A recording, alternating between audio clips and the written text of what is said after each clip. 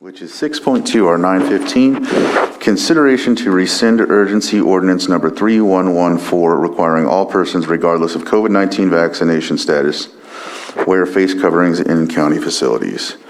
And Mr. Chair, I'm trying to ascertain the whereabouts of the Health Services Director, and I don't see him in Zoom.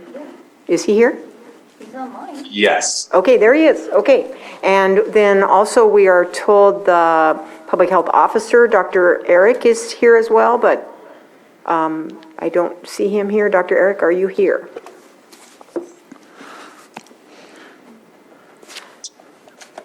He said he is here and watching. I'd like to bring him into where we are now, but Matthew, can you locate him? Yes, so my recommendation is we ask the Zoom user. I'm going to allow Zoom user to talk and see if that's Dr. McLaughlin real quick. Thank you, Matthew. I see Zoom users' hands up. Yeah, this is Dr. McLaughlin. Okay, Apologies. great. Great. Okay, Great, thank you. we have who we need. Okay. Jonathan, the floor is yours. Thank you. Thank you, Supervisors. Thank you, Carol. It's a pleasure to be here. So we are making an amendment to 3114, I believe, changing from mandatory to strongly recommended for masking in the county facility. However, I would like to allow space for Dr. Eric McLaughlin to elaborate between the difference of highly recommended in certain facilities and still remaining mandatory in others. Yeah, thank you. And I appreciate the opportunity to speak in front of the board today and the public. So I'd like to extend my gratitude for that. You know, we're proud of a lot of the hard work that's been done here with the Public Health Department and the community, listening to guidance, following advice, and learning as we evolve through this pandemic. California Department of Public Health has put forward some very forward-facing guidance that we're following that is removing the mandate of masks in schools and in indoor buildings. There are a few caveats, and I'll get into those here briefly, but the thing I want to stress is that masking is still strongly recommended, and I want to take a minute to unpack that. The literature is very clear that we do not have, in my opinion, a better tool for preventing spread of COVID non-pharmaceutically, meaning vaccines are great and masks are great as well. So these are some of your most important tools to prevent getting sick. These are some of your most important tools to prevent making your neighbors and fellow citizens sick. I really want to stress that it is prudent and wise to use masks, especially if you are unable to physically distance yourself in indoor spaces. I also think it's important for certain high-risk populations to really consider utilizing masks additionally for longer periods of time. This may be people at home that you live with that are immunocompromised or medically fragile. This could be children that are unable to receive the vaccine due to their age. This could be individuals who have not yet benefited from having a full vaccine complement in their system. So I really want to focus on that language of still strongly recommended, but no longer required. Now, I alluded to that there are a few places that this is not going to be applicable. And this is kind of going from CDPH guidelines as well. And loosely, you know, this is available in much greater detail on their websites. But this is obviously, as we're on the 8th, K through 12 schools still have this in place through March 11th. And that rescinds at midnight. Public transports will remain in effect. These are trains, subways, buses, taxis, emergency shelters, cooling and heating centers. This is going to be more important as we enter into fire season. Healthcare settings, state and local correctional facilities and detention centers, homeless shelters, and long-term care and adult and senior care facilities.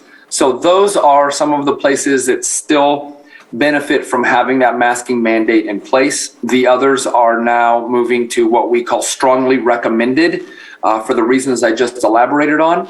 And I think it's important to remember that while we have moved very happily from the red tier to the yellow tier, it is not a time to let our guard down.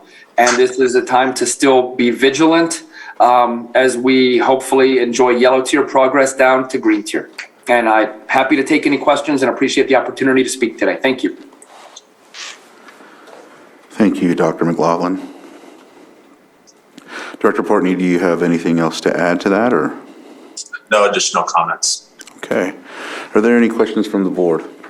Supervisor Sabatier. I appreciate that there was a clarification made that we are in the yellow tier. I know when this was written, I believe we were in the red tier, and then when this was posted on the agenda as a whole on Friday, as of less than 24 hours before that, it had changed over to yellow. So I appreciate that.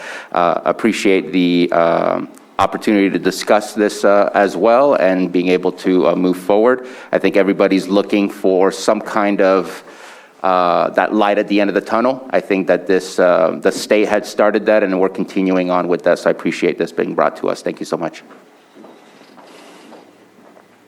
Anything else from the board? All right, hearing nothing, we'll go to the chambers to see if there's anybody that would have anything to comment on this from public input. Not seeing anyone. We have a hand up on Zoom. We have two hands up on Zoom, so we'll start with Carlos Bono. Please unmute. You have 3 minutes. Good morning. My name is Carlos Bono. I want to make something very clear. This whole pandemic in the past 2 years, it's not been about people's health at all. It's been about control, and it's been about imposing illegal and unconstitutional mandates on people. This is a test. This is to see how far you can push people, and obviously you pushed them a little too far. In Kazakhstan, people rose up when their money was when the government tried to take their money. The same thing happened in Canada. As soon as they started freezing accounts, people got really angry. These mask mandates don't work. Masks don't work. And the entire thing has been a complete fraud on the public. Vaccines don't work. They cause more harm than good. You're 12 times more likely to die from the vaccine than you are from COVID. So that's all I have to say, and I'd really like people to start waking up. Thank you. Director Portney? Yeah, thank you for your comments. And I just want to express, as Dr. Eric and I continue to have this conversation working with state and feds to follow appropriate guidelines for the CDC. I want to express how important it is with this strong recommendation and understanding there are still vulnerable populations that now more than ever, it's a time to respect people's decisions and be kind to those who choose to wear a mask or those who choose to not wear a mask, particularly during this transition period. And there may be many reasons that doctor may want to elaborate on that people may choose to wear masks. And at this point in time, we want to be sure that as individuals, as a county, as a community, we respect that choice. That's the end of my comment. And Doctor, if you would like to elaborate on what vulnerable populations look like, I think that might shed light on the importance for some to wear masks. Yeah, and thank you for that. Individuals can choose to or choose to not wear a mask. Some of the reasons why an individual may want to wear a mask are that they're not yet comfortable. They still feel more secure and safe wearing their mask. They may choose to continue to wear a mask to protect others in their community, to decrease their spread of virus particles. Asymptomatic spread is possible with this illness, and that's what's very concerning to a lot of us. You may not know if you have it and are spreading it to others. Some people may choose to wear a mask to prevent that. Others may live or be themselves medically fragile or immunocompromised. Those are also good reasons to continue wearing a mask. You may live with someone who is unable to receive the vaccine for whatever reason, whether they've had prior vaccine reactions, whether they're uneligible due to allergies, or whether they're just uneligible due to age. Those are good reasons to continue wearing a mask. You may feel more comfortable out in a work environment, working with your peers, with your partners, wearing a mask, and that's okay. This is not the time to let down our guard. This is the time to stay vigilant. I'm happy that the recommendations have moved from required to recommended, and I want to emphasize strongly recommended. But there are lots of reasons why individuals may still continue to choose to wear a mask. Those are just a few of them. Other populations may have difficulty in accessing healthcare. Native Americans, Latinx community, these disenfranchised communities often have access and barriers to healthcare. Those are good reasons to continue wanting to wear a mask. I applaud and respect individuals' choices in this matter, and I champion that. This is your choice. This is not the time to make a flippant decision. This is a decision to look at you, your own medical status, and the medical status of those you live with. Do the right thing for your community. And thank you. Thank you, Dr. McLaughlin and Director Portney.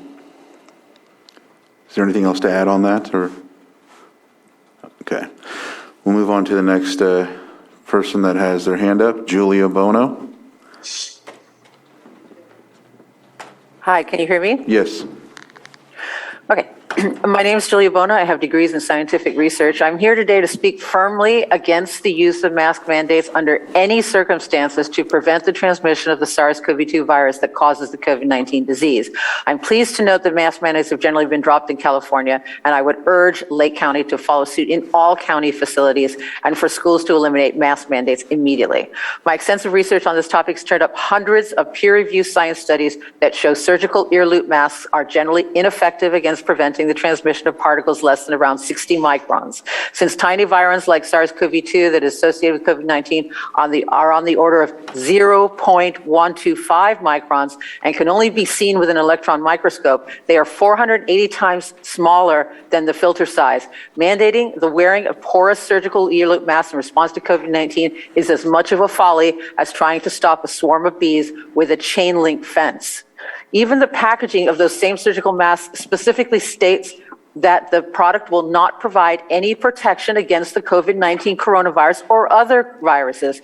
Even the better N95 face masks show notably limited effectiveness in science studies against COVID-19 due to its very small size. Using and mandating the use of such masks to prevent the transmission of COVID-19 is therefore not justified by science, gives a false sense of security, and is not a use recommended by their manufacturers. Not only are such masks ineffective in COVID-19 transmission, but various studies shows they cause breathing issues, acne, headaches, reduce empathy, body language communication, have other adverse psychological impacts like causing excessive fear and result in antisocial behavior, among other problems associated with mask wearing.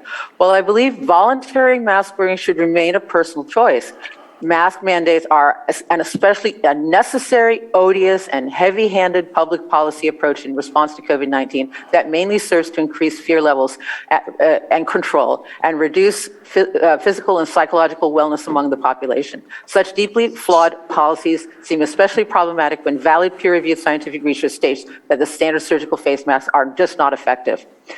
Forcing healthy people to wear ineffective face masks when in public to prevent the spread of a submicroscopic virus not only potentially harms them, but it also contributes to a shortage of such masks for the very medical professionals who do actually need them to protect against the transmission of bacterial infections. Also, I'm still hearing medical professionals on this call pushing vaccination against COVID-19. Everyone listening should know that these injections do cause harm and have minimal effectiveness in preventing new COVID cases. So they give the vaccinated a false sense of security. The vaccines have now reported killed 25,000 people, according to the CDC, yielding a death rate of roughly 87 per million, which is higher than the current Omicron strain that only kills around 9 per million cases. This makes the vaccines roughly 10 times more deadly than the virus itself. Finally, you can also notably reduce your chances of suffering from moderate to severe COVID and the chronic diseases that exacerbate it. If you can wrap up your statement. by following a whole food, plant-based diet, as a sizable recent study suggests. Thank you. Thank you. Next, we have phone 4627. If you can unmute, you have 3 minutes. Good morning, everyone. This is Tom Slate, and these are just a few of my thoughts, one person's perspective, and I don't know that I've ever heard anybody opposing people wearing masks who want to wear them. I've never heard that before. I'm not opposed to others wearing masks. And as usual, as I would expect, I know early treatments, ivermectin and HCQ and others are completely left out of this. But the reason I think we're here is this mask mandate in Lake County, and maybe I'm misunderstanding. If I go back, as I recall, Jessica came in some months back ago with this emergency idea for the agenda that people should wear masks in the county buildings because of so many cases, if I understand that right. And I think that's why we're here. Maybe I'm misunderstanding. But I called in a Cobb Area Council meeting sometime after that and asked Jessica to tell us about cases. How are they determined? And she said, I have this written here, based on a positive test. And I asked, tell me more. She said, it's the standard test. And I asked her, well, tell me more. I'm paraphrasing here. And she said that I would have to ask the health officer. So I'm under the impression she doesn't know. It's a test. She's aware of that, and I think that's correct.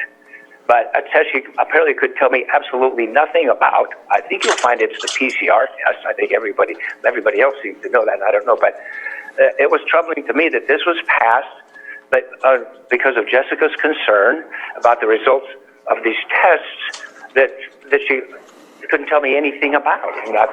And I think there's a lot of fear. I'm not faulting anybody. There's a lot of extreme fear that I think maybe people are basing this on, and I'm not particularly afraid of it. I'm concerned, but I'm 78 years old and I'm not living in fear. But anyways, that whole idea that this is based on what happened at that meeting about the test, about cases, and Jessica couldn't explain what that test was about, and I find that troubling. I just want to point that out, and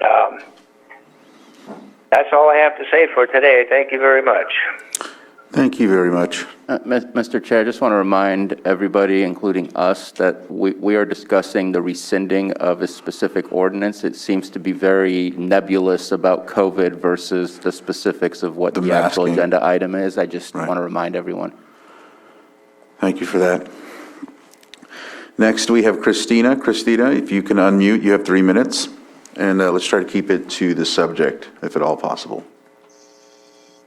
Okay, well, I have very little to say about mask wearing, except that many, many people have worn them, and COVID has increased.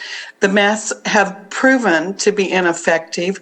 They have proven to be dumbing down our populations, specifically children. I feel so sorry for them, the tiny toddlers having to view the public wearing masks. It's a scary thing for them psychologically. They're not able to do their language development. Their brain development has been slowed down, everything. It's pretty ridiculous. COVID would be gone now if vaccines and masks were working. They have not worked. And in fact, COVID has increased according to Our World in data. Hospitalizations and even deaths have increased. And that's not to scare people, because there is early intervention and preventative treatment that has been suppressed. And I'm done. Please do your homework, people, and quit leading us to this totalitarianism. Okay, thank you. Is there anyone that would like to add to that or has any? No, I don't see. And I don't see anybody else with their hands up. Is there anybody else in the chambers that has anything? It looks like we have a Director Portney. I'll go ahead and close public comment and bring it to you, Director Portney. Sorry. Thank you. And I heard a couple great points, especially around nutrition and eating healthy. I think that's really important, just in general. There are certain health behaviors that we could take just on our day-to-day life that can improve our quality of life and longevity. drinking a significant amount of water, making sure you're getting exercise, great sleep, positive relationships. We clearly encourage you to do those things amongst many other things that contribute to overall health. Regarding this topic of discussion on the table, again, the mandatory expectation for masking in this specific county facility, excluding the others that still have the mask mandate in order, which are listed in the document, are shifting to strongly recommended. Now, an important note in this is, as a health department, as health professionals, it's important to know that the local health jurisdiction and entities may continue in the future to implement potential additional requirements that maybe go beyond state guidance based on local circumstances. So what does that mean? That means that if our hospital infrastructure, if our skilled nursing facilities, if our jails, if our hospitals, if they begin to see, as I believe it was Christina indicated, a potential surge in the future, we're going to be readdressing this issue. And why? Because we've had a great success from navigating out of the red into the yellow with our community's effort and continued attention to detail. I hope that we can transition into the green. It'll take all of us. It'll take all of us in our effort.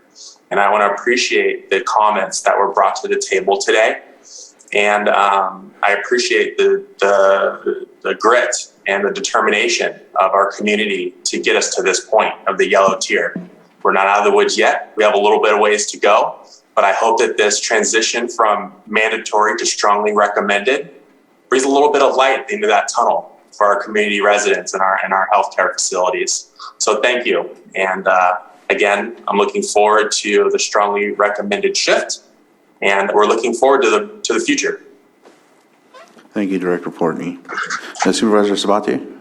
So this is very obvious what it's like on the face. Anybody that walks into a county facility will have the choice to put on a mask or not. My question is to admin. What is and I'm sure everybody in this building is asking, what is the impact to our staff? Because I think we still have Cal OSHA rules, and I would take it that us as Board of Supervisors are also under the term of staff. What are the rules and regulations that will be continuing inside the facility when it comes to its employees? The HR director plans to come to your board next week or very soon with an update to the COVID protocol. As far as employees are concerned, the guidance would still stand that unvaccinated employees are not required to mask, but or vice versa. I said that backwards. Unvaccinated employees would still be required to mask. At this point, we would be basing that on the honor system with employees. And that's if this is approved today at the board level, that rule would come into play, or we wait till next week? Yeah, and we should clarify that any employee that wishes to wear a mask may do so at any time, regardless of vaccination status. Of course. And so, yes, that would go into effect immediately, and then we'd get the official policy clarification out next week when you update the protocol. Thank you for that comment, or that response. Thank you. With that, is there anything else from the board? Looking for action? Mr. Chair, I move to rescind urgency ordinance number 3114. Second. So I have a motion and a second. Johanna, please conduct the roll call. Okay, Supervisor Sabatier? Aye. Supervisor Scott? Aye? Supervisor Pyska? Yes. And Supervisor Crandall? Aye. Thank you.